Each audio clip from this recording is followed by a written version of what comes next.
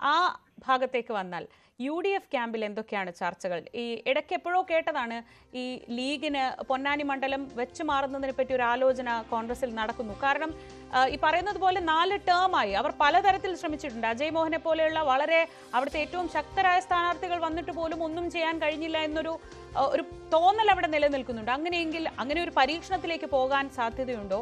അല്ലെങ്കിൽ കോൺഗ്രസ് തന്നെയാണ് മത്സരിക്കുന്നതെങ്കിൽ PT Ajay Mohan, KP Naushad Ali, ഇങ്ങനെ പല പേരുകൾ, നേരത്തെ കഴിഞ്ഞ ടേമിൽ മത്സരിച്ച രോഹിത്, അങ്ങനെ പല പേരുകളും പറഞ്ഞു കേൾക്കുന്നുണ്ടല്ലോ. ആർക്കാണ് UDF ക്യാമ്പിൽ സാധ്യത കൂടുതൽ?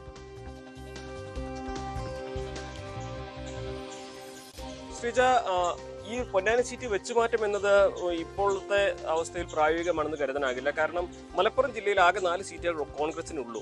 അതിലൊന്ന് ലീഗിന് നൽകി മറ്റൊരു ജില്ലയിൽ ഒരു സീറ്റ് കൂടി വാങ്ങിക്കുക എന്നുള്ളത് ഈ കോൺഗ്രസിനെ സംബന്ധിച്ച് മലപ്പുറം ജില്ലയിൽ ഒരിക്കലും അംഗീകരിക്കാൻ കഴിയുന്ന കാര്യമല്ല എന്നതുകൊണ്ട് തന്നെ നിലവിലുള്ള ഒരു സീറ്റ് കൈവശമുള്ള ഒരു സീറ്റ് എന്താണെങ്കിലും കോൺഗ്രസ് വിട്ടുകൊടുക്കില്ല. അതുകൊണ്ട് തന്നെ സീറ്റ് വെച്ചുമാറ്റം എന്നുള്ള കാര്യം ഈ ഒരു ഘട്ടത്തിൽ അപ്രായോഗികമാണ്. അത് നടക്കില്ല എന്ന് തന്നെ നമുക്ക് മനസ്സിലാക്കാൻ കഴിയുന്നുണ്ട്. നടക്കാൻ സാധ്യത ഇല്ല എന്ന് തന്നെ പറയാം. മറ്റൊന്ന്, ആര് മത്സരിക്കും എന്നുള്ളതാണ്.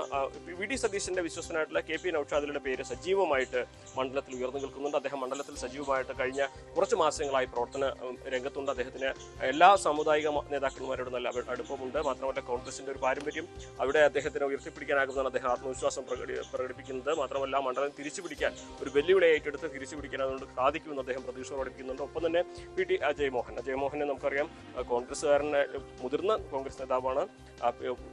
മുതിർന്ന നേതാവായിരുന്ന PT മോഹനകൃഷ്ണന്റെ മകനാണ്. അത്രയും കോൺഗ്രസ് പാരമ്പര്യമുള്ള നേതാവാണ്. 2 തവണ അദ്ദേഹം മത്സരിച്ച് പരാജയപ്പെട്ടെങ്കിലും ഇത്തവണ ഈ ഒരു സാഹചര്യങ്ങൾ മാറുമ്പോൾ അവിടെ വിജയിച്ച് കയറാവുന്ന പ്രതീക്ഷയെ അദ്ദേഹം പങ്കുവെക്കുന്നുണ്ട്. അതോടൊപ്പം തന്നെ മുതിർന്ന നേതാക്കൾക്ക് പുറമെ യുവ നേതാക്കളെയാണ് പരീക്ഷിക്കുന്നതെങ്കിൽ അവിടെ പൊന്നാനി മണ്ഡലത്തിലുള്ള തന്നെ EP രാജീവ് യൂത്ത് കോൺഗ്രസിന്റെ നേതാവാണ്.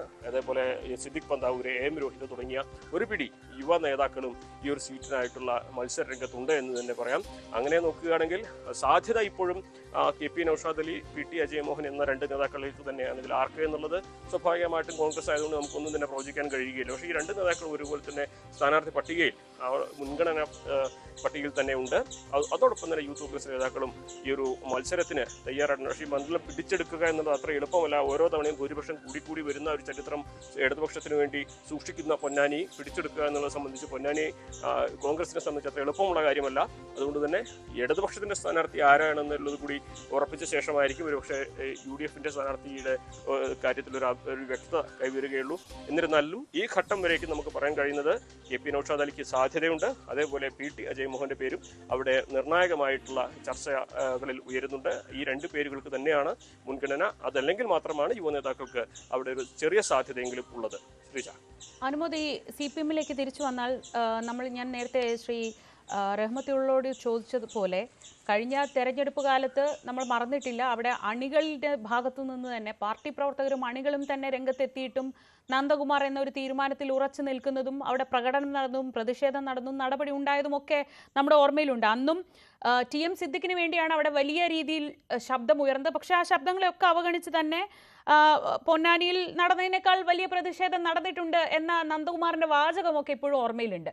അപ്പം അങ്ങനെ ആണെങ്കിൽ ഇപ്പോൾ നമ്മൾ പറഞ്ഞ പേരുകളിലേക്ക് വരുമ്പോൾ പൊതുവെ പാർട്ടിക്കകത്ത് അവിടെ വലിയ രീതിയിൽ വിഭാഗീയ പ്രശ്നങ്ങളൊക്കെ പലപ്പോഴും ഉയർന്നതാണ്. അത് താഴെത്തട്ട് തൊട്ടിട്ടുണ്ടാവാറുമുണ്ട്. ഈ പേരുകളിൽ പാർട്ടിക്കകത്തുള്ള ചർച്ചകൾ എങ്ങനെയാണ്, അല്ലെങ്കിൽ പാർട്ടിക്കകത്തുള്ള പിന്തുണ എങ്ങനെയാണ്?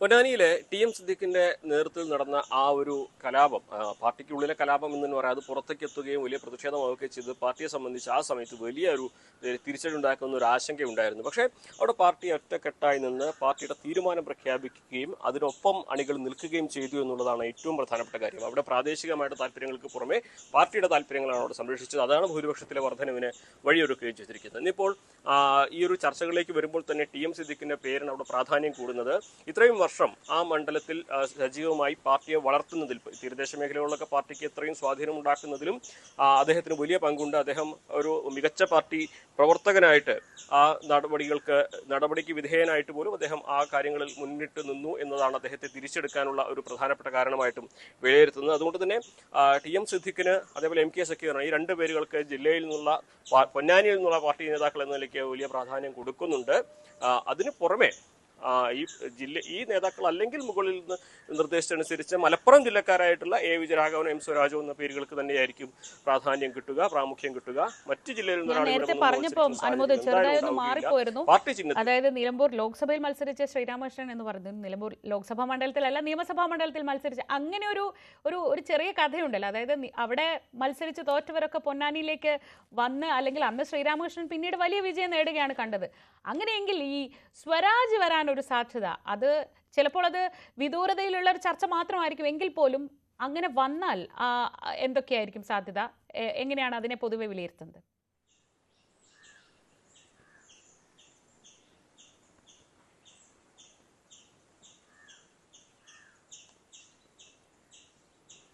അനുമോദൻ.